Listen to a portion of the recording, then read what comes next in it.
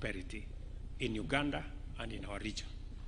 Asante sana, mzee, karibu.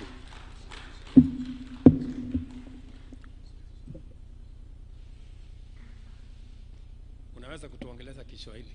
Oh, very good. Your Excellency, President Ruto, dignitaries who are here, as you heard, His Excellency summarized what we have agreed, the agreements, the protocols. I don't want to repeat those. The only issue is for me to point out that all that missions which the Africans have finally crystallized. More than 60 years ago, when we got independence, we did not harmonize properly. There was talk that time, what did Uhuru na Umoja mean? That's why, therefore, we have lost 6 decades. And as you can see in Africa, we have got so many problems. The collapse of state authority in so many countries. This is not accidental. This is really now I can see that people, the actors, are beginning to see the way forward. And really the historical missions, according to we who have been in this for long, after many years, as a student movement, as a liberation movement, we detected those three historical missions. Historical mission number 1 is prosperity. How do you create prosperity for people? When we started this, we discovered that you could not create prosperity through aid, that somebody else is aiding you, and you think you will create prosperity. And we discovered that you could not create prosperity by abstaining from the modern economy, because part of the problem in countries like Uganda, which are endowed with a lot of natural resources, is that many people were outside the money economy. I was telling His Excellency that even as recently as 2013, 68% of the Ugandans were outside the money economy, in what they call subsistence economy, just growing food, eating and drinking alcohol, no earning money. And the danger is that the richer the countries are in natural resources, like for instance, Congo, DRC, the richer it is in natural resources, the bigger the danger that one is of people just staying in the forest, eating honey and monkeys and so on, and they are not bothered. So, in our analysis, we said no, we must create prosperity in the modern way by everybody joining the money economy. And when you join the money economy, you produce a good or a service which you sell. And if you sell it persistently, you will get prosperity. Now, if that is the case, then it raised another question. Who buys what you produce? Do you have got enough buyers? This is how the question of the soko comes in.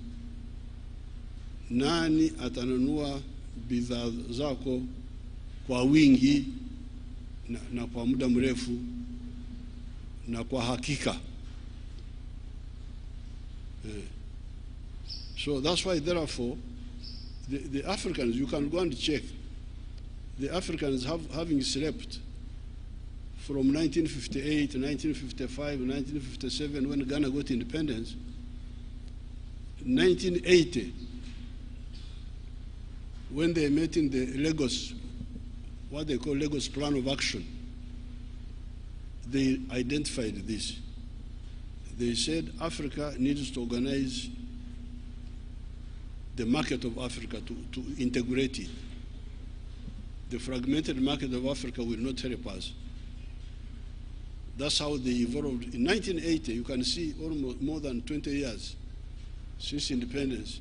This was the first time they started talking about the economic integration as a stimulus for creating prosperity. So therefore, when His Excellency invites me here and we meet here, and all these agreements we have agreed, they are consolidating that point of ensuring the prosperity of our people by assuring them of a reliable, big market.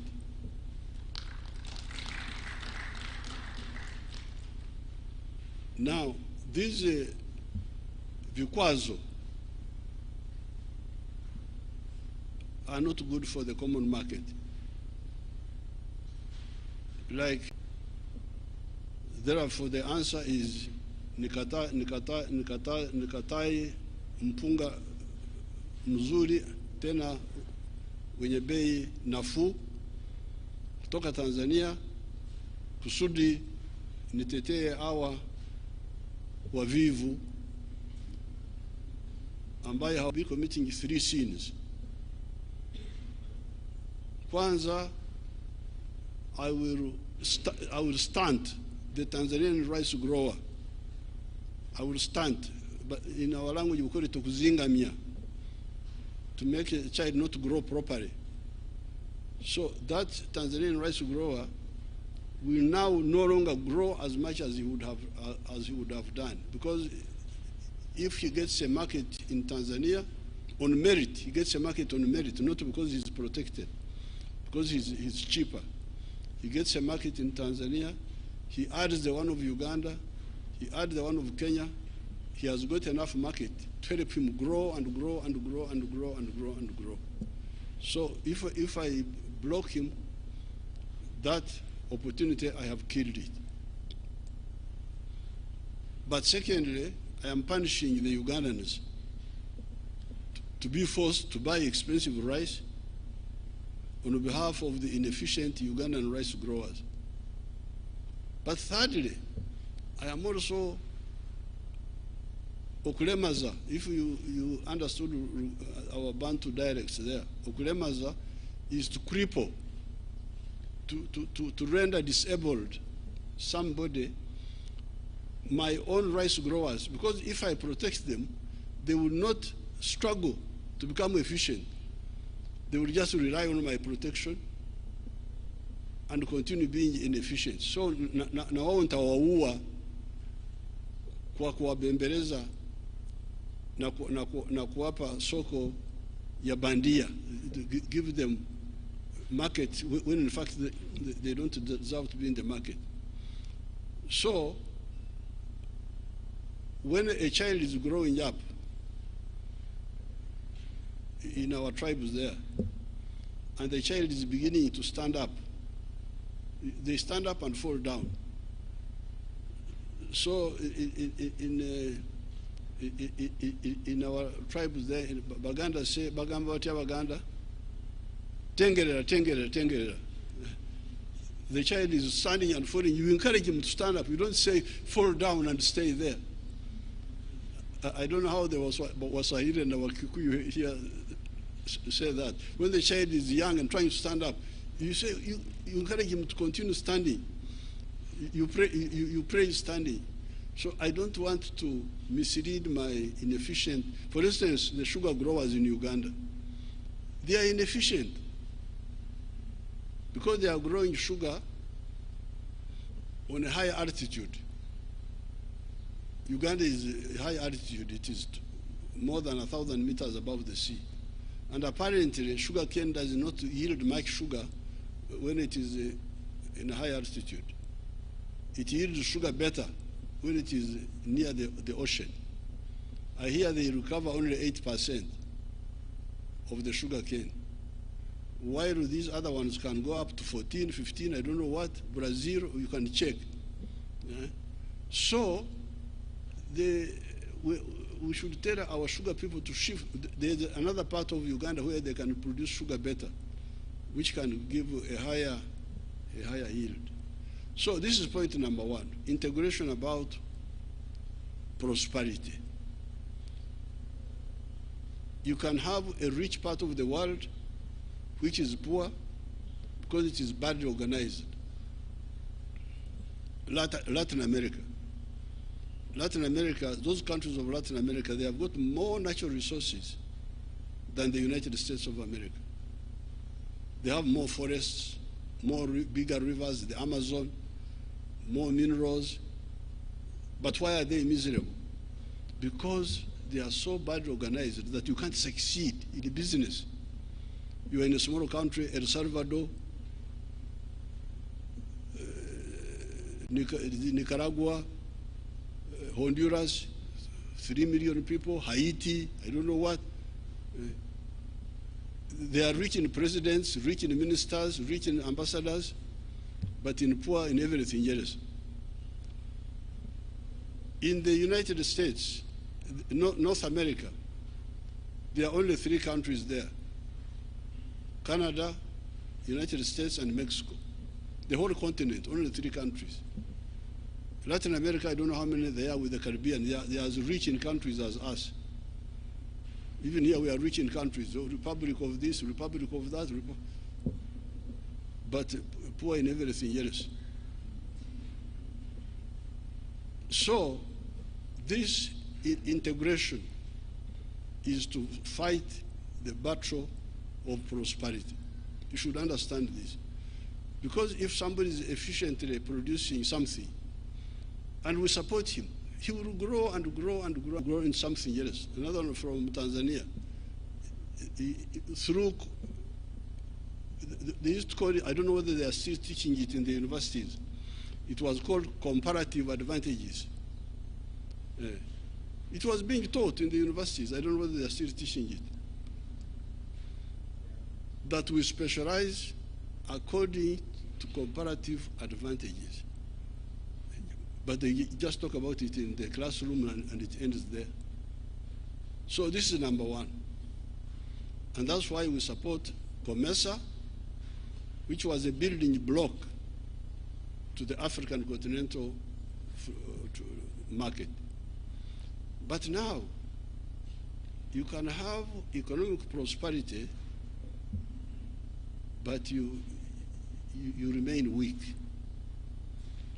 When Hitler overran Europe, some of those countries were developed. Belgium, Denmark, even France was developed, but it was overrun by Hitler. So, apart from prosperity, there is the issue of strategic security. How can Africa be strategically secure? How can we be strategically secure? Now we are here.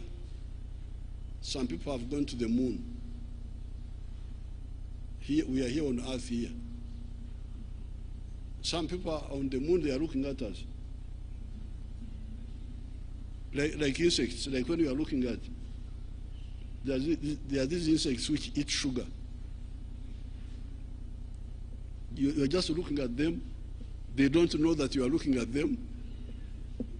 Anytime you can spray them with the insecticide and they die, they don't even know.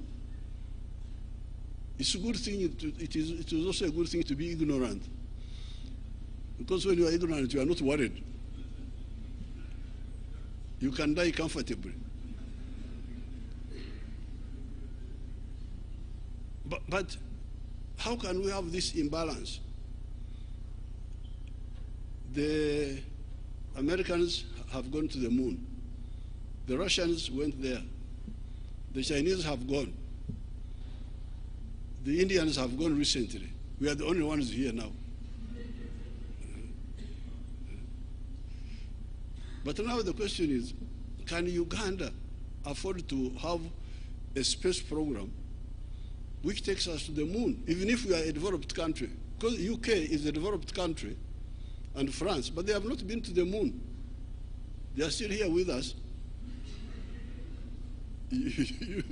UK, although they are here. Now, it is the newcomers, like the Indians have gone to the moon. So that's why we said in our movement, we say, you people, apart from economic integration for prosperity, you need to address with the issue of strategic security. And the only way you can do it is through political integration. Because even if you are a common market, the army is not one. You don't have one army. Each one has got his small army there.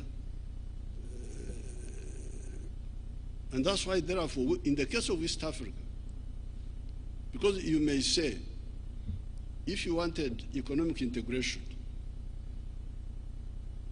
and you created COMESA, why did you then revive the East African community?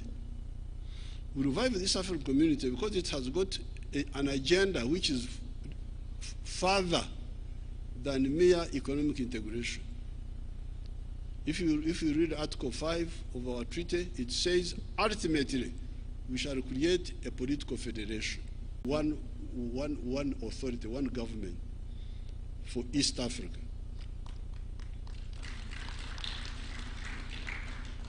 And the logic for it is that while you may handle economic prosperity with just mere economic integration, which is also not easy, because when you are different countries, you can see how long it takes. It would be, even for economic integration, it would be better if we were one country. But at least you can try. But with strategic security, you cannot handle it by merely being the one of prosperity. Then, and in order to support the number two, there's the question of undugu. These people we want to create prosperity for. These people want to create strategic security for. Who are they? Ni wale watu wamoja. Waganda, Wasamia, wa Uganda na wa Kenya, Wateso, Waluya, unakwenda mbale wanawaita Bagisu, unakuja Cheptais wanawaita Wapukusu, then you go to the Sabine. Mzee used to like to go to Sabine very much because he knew why he was going there. Because the Sabine, wanasema Takwenya, Suba Takwenya, they are the Kalenjin of Uganda, the Karamojong, and the Turkanas who are stealing cows. It's part of the Undugu to steal from one another. But they speak the same language. All these Africans, the Luos, these Luos of Kisumu, they come from South Sudan, through northern Uganda. Jaramogi, if you go to Amuru district, you will find the Ramogi clan there, the one of His Excellency Raila Odinga. They are there. Then my group, when I go to Kisii, I find children there, they call Kwambuka. Kwambuka, what is Kwambuka here? Kwambuka is exactly what it means in my language. The other day I saw a boy who came with Her Excellency, the Charged Affairs, from Giriama, imagine Giriama, near the ocean. The boy is called Karisa. I said, what is Karisa in your language? It means exactly what it means in my language. So, these people, we are begging, please, you people, work for your prosperity. Work for your strategic security by uniting economically and politically. They are the same people. So how can you fail to use this infrastructure created by God for you, free of charge, and you don't use it for the benefit of these people. And moreover, they even have one dialect which is not contested, because the other dialects, Giriyama, Kishi, Nandi, Runyankore, Uganda, those you may have some issue. But we have got a dialect which is not contested.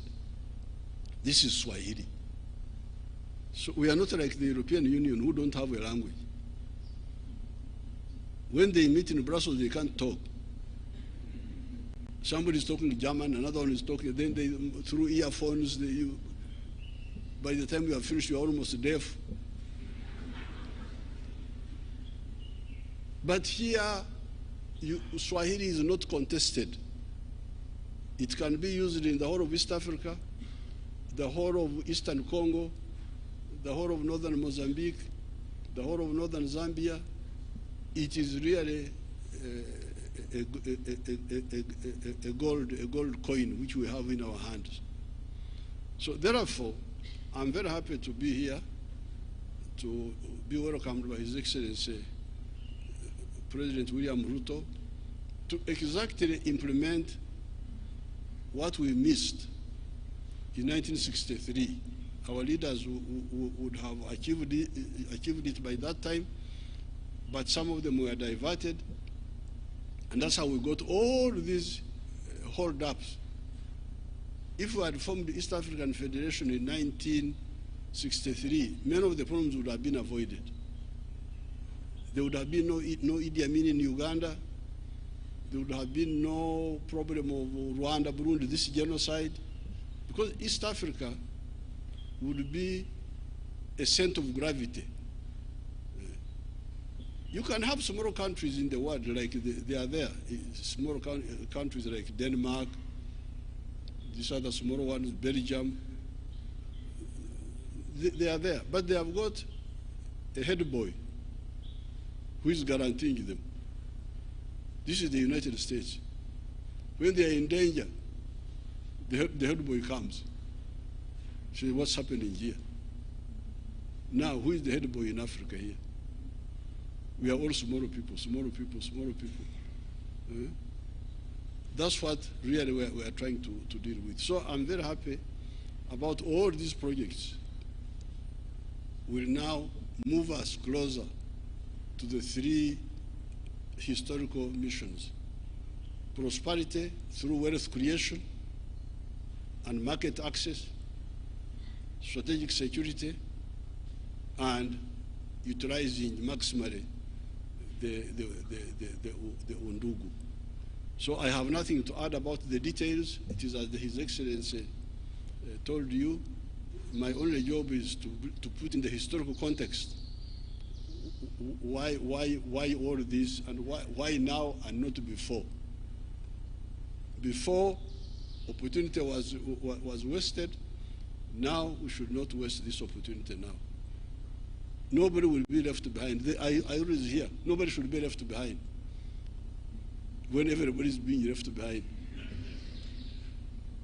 This is the only way not to leave anybody behind. And to remove the irrationality. You look at Africa. Africa really is amazing. And Latin America. Because Africa is one house, one building.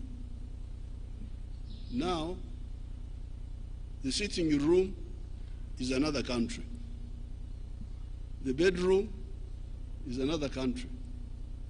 The other one is another country. Now, to go from the bedroom to the outside, you must go through another country. You must go get a visa. You must get. What's this now? Uganda is part of Kenya and part of Tanzania and part of DRC, but we are in the bedroom there. You fellows here, you are in the sitting room. Now to go out, we must know. Please, can I go? Can I come to the sitting room? It is so irrational, so irrational. So I thank His Excellency for inviting me.